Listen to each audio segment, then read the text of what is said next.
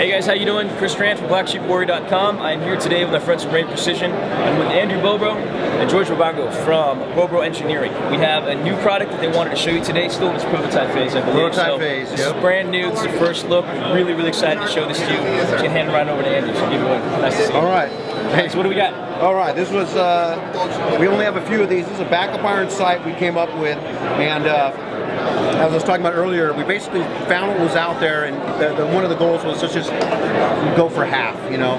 So basically, the reason it came about was that on the rear of the weapon, it's not so critical to have a low profile sight because you can, it'll clear the scope mounts and the scopes. But where the front is where we have the problems. We wanted more rail typically in front of the optic. So if we make a sight low profile and up, you can run a short radius sight setup and actually have the front sight back close and have it underneath the optics. And then as long as the mount comes off the weapon easily, then you can access the front sight.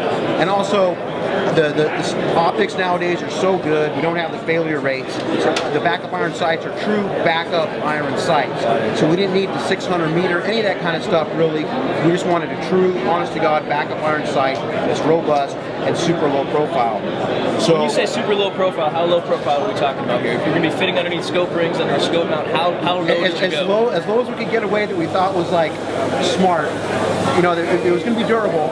Okay. You can only go so far, but had to be durable to a point, and we want to make it out of metal, of course.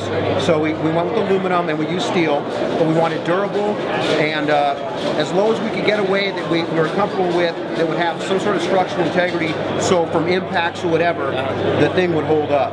So we went as low as we could go, and at a certain point, you're not going to exceed certain lowness on stuff anyway. If you're not going to run an optic mount, this high off the deck, let's say.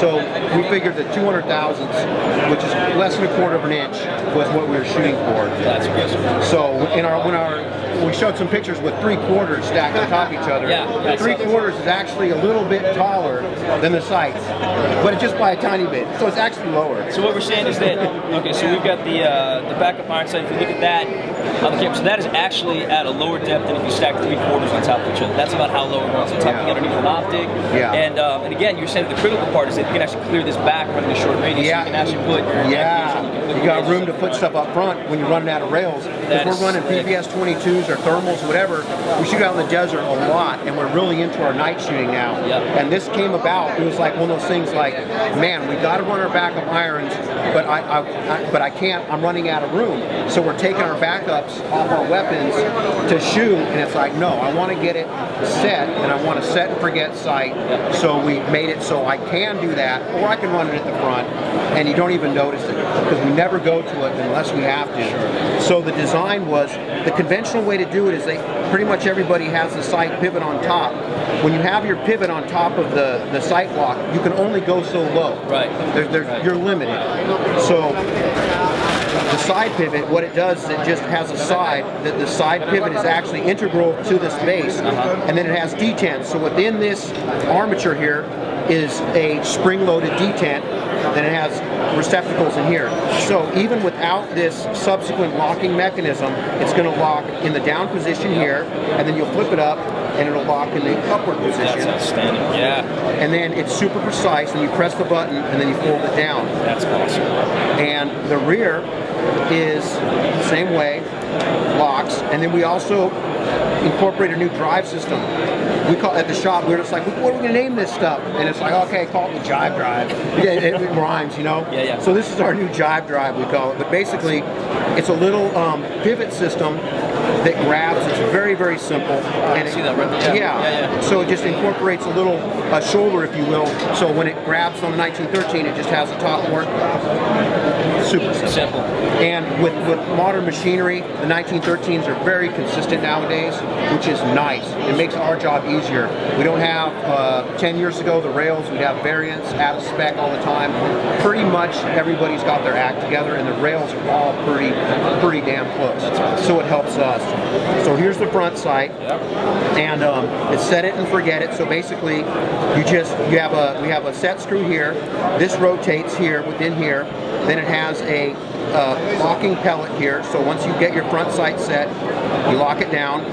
We made the front sight ears wide enough to where if you run a short radius setup or a long radius setup, you still can get everything in it. Right. So we did that compromise. That's smart. On the rear of the sight has a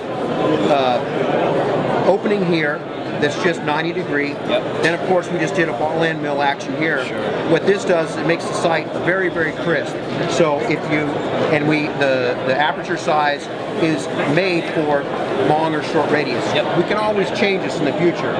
Right now there are 6 samples in the world of these. You're getting one of them. That's awesome. So there's 6 of them. That's all this is. All right, not so complaining. we're still doing our initial stuff. So we're still trying to decide.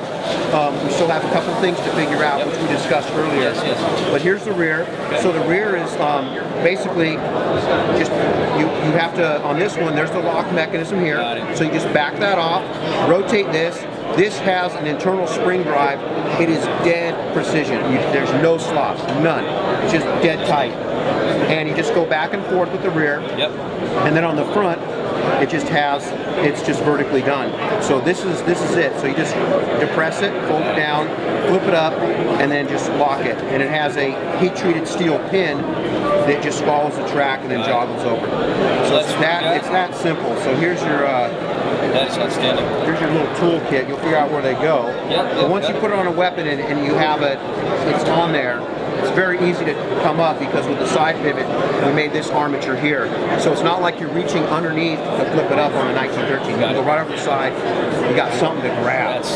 So we serrated it too. Yep. And then that's our product. So our newest. We'll give it a look. Give it a try. You've heard it here, folks. We're definitely going to take this. We're going to mount them up.